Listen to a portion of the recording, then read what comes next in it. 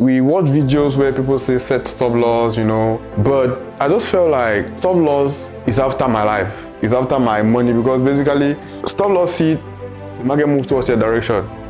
So for me, I did not see like, okay, maybe it was my entry that was the problem. I saw like, okay, maybe it's the stop loss that is the problem, right? So there are times I'll just place a trade, no stop loss, I just go.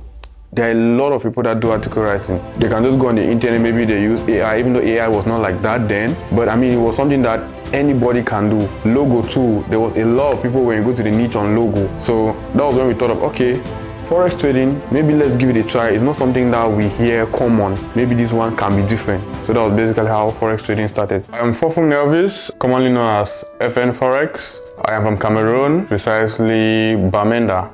I started trading as a university student, so life before Forex trading was just basically me being a student, struggling to get my degree and also trying to see what to do to help myself out. I discovered trading while I was in UPSEED, preparing to head my advanced level. I had a friend of mine that was one class ahead of me. He was in the university already. He used to come and visit us in school because he lived just by the school. I was in a boarding school. Whenever I visit him, I'm going to see he's reading like books on Forex trading and stuff.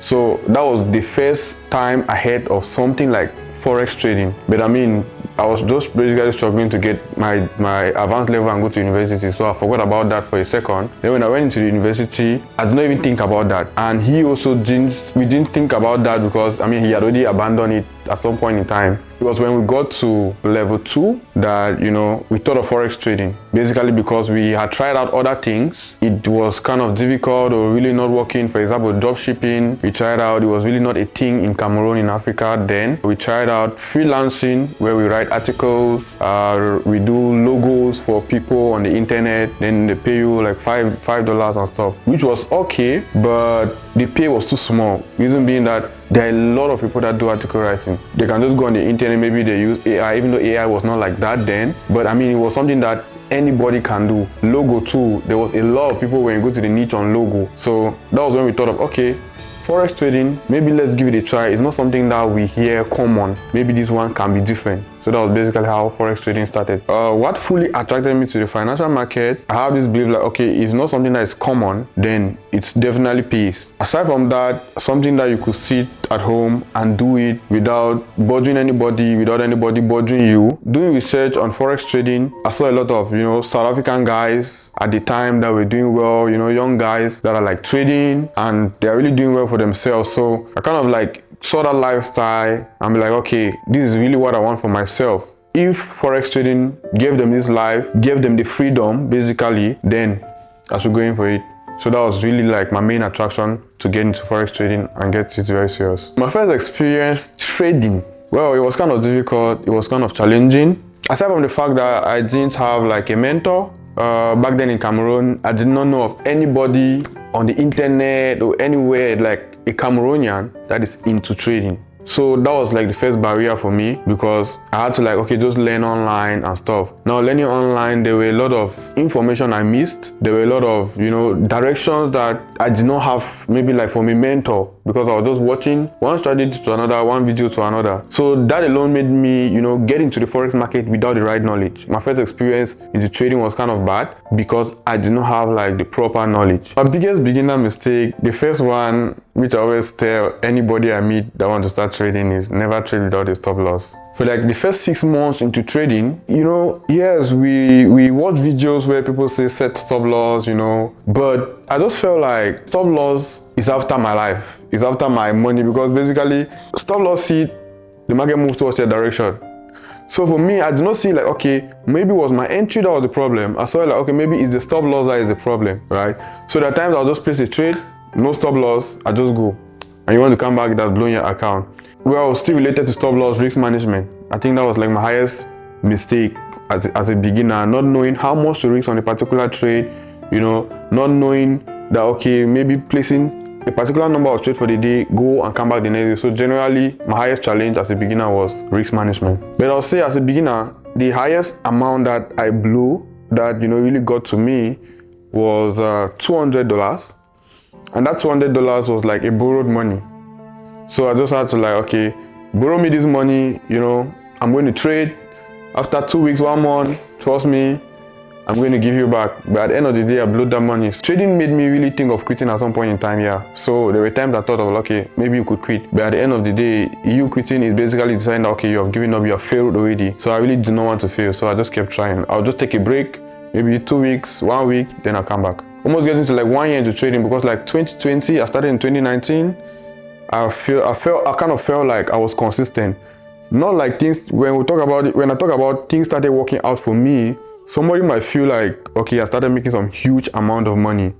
But for me, that was not even the case. The moment I felt like things started working out for me was the moment I could, deposit $300, and be able to make $500, then, withdraw $200, do something for myself. For example, as a university student, the bed I used to use was like the bed my parents were using before they gave birth to me even.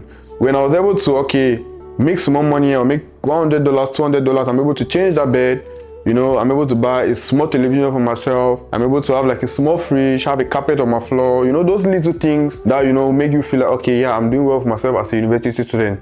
So from then, I was like, okay, yeah, trading is finally paying off, because things are changing, like my condition, my comfort is changing from this level to this level. I was not making much, but the small I was making, at least I was able to say, okay, things are moving for me. The moment I realized risk management is a must, my problem was not even my strategy, my problem was my risk management.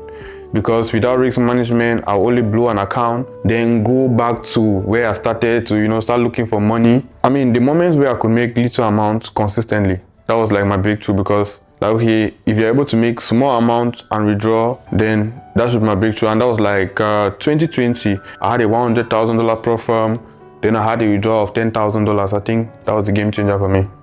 Before moving to Dubai, like I said, I come from Cameroon, precisely in Bamenda. It's where I grew up, but we have even bigger cities in Cameroon, like Douala, where I left from before coming to Dubai. It was because at the time we had crisis. So network issues and insecurity was one of the reasons I left. The mindset, it has always been the mindset, like my main thing. Like when I get too comfortable around a particular environment, I need to move. So the mindset, first of all, was one of the reasons why I decided to leave. Secondly, I just wanted to, come up from that noise and, be here, give time to myself. Then thirdly, I had my American dream of, one day traveling to New York. But after I realized, like, okay, that was then. Like now, Dubai is like the new New York. You get to meet people, you get to meet entrepreneurs, you get to meet millionaires, you get to meet people that have the same mindset like you. One of the biggest opportunities we have out here, Dubai has more than 80,000 millionaires. So if you're in a position where, okay, maybe you need like capital or investment, probably I can do that in the future. There's no better place than being in Dubai. That was one of the opportunities. Secondly, I mean, getting close to people. There are just some people that you cannot get to meet them in Cameroon. You will never meet them in Cameroon. But there are people that you really want to meet with them one day, speak to them one-on-one. So there's no better place than being in Dubai, being close to, those people. The opportunities in terms of business and tax-wise, right? Like I have a company here now, and I look around the world. You basically see that Dubai is one of the best places to, start a business because of the opportunities Dubai gives you.